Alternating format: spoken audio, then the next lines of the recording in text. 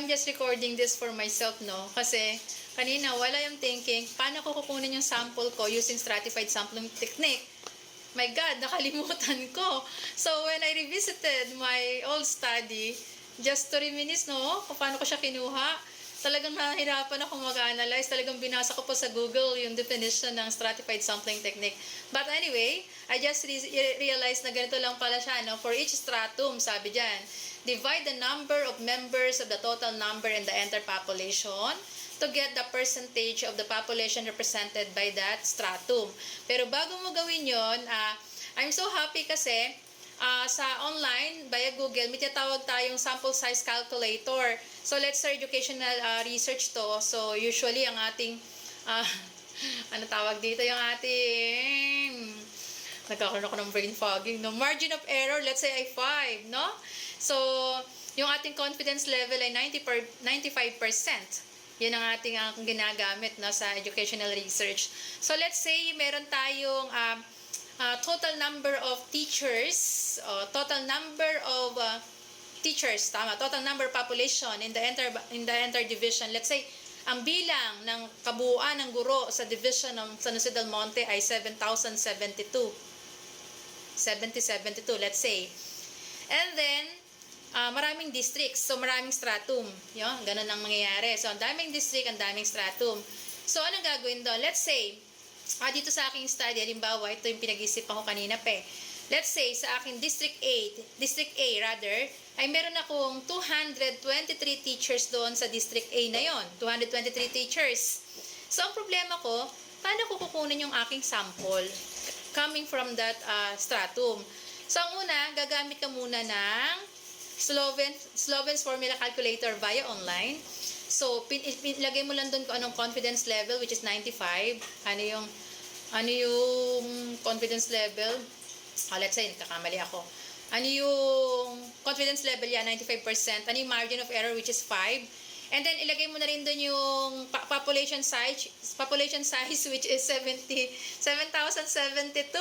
So, lalabas automatic doon yung sample size na 365. Automatic siya, kinakalculate na kagad siya ng sample size calculator, no? So, 365. Okay, that is the total number of unit. So, paano mo kukumputin ngayon itong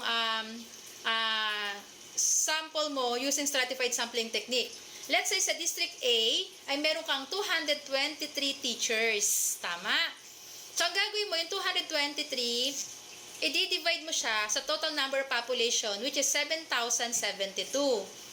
And then, i-multiply mo siya sa total number of unit, which is 365, na na-compute mo gamit si online Sloven's formula calculator.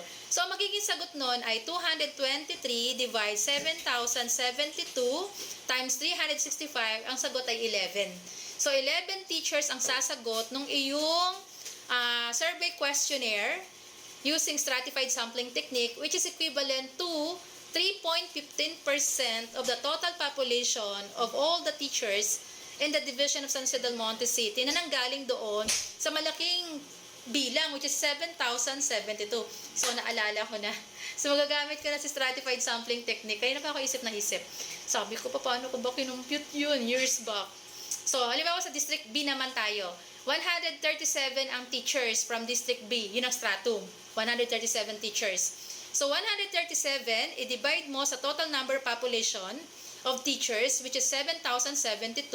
Multiply mo doon sa total number of units, which is 365, na na-compute mo gamit si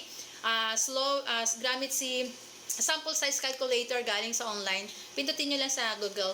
And then, so 137 divide 7,072 times 365, ang sagot po niyan ay 8. Ang iyong sample.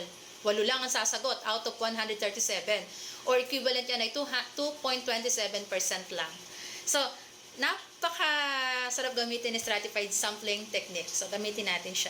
So, I'm recording this just for myself kasi meron na po akong brain fogging, no? Unlike before, na kapag sinabi ko convenient sampling, random sampling, snowball, purposive sampling, yan, madaling maalala yan. Pero pag stratified sampling, iniisip ko pa mabuti, ano ba yung stratum, ano ba yung total number of units, ano ba yung total number of population, paano ba siya ginagawa.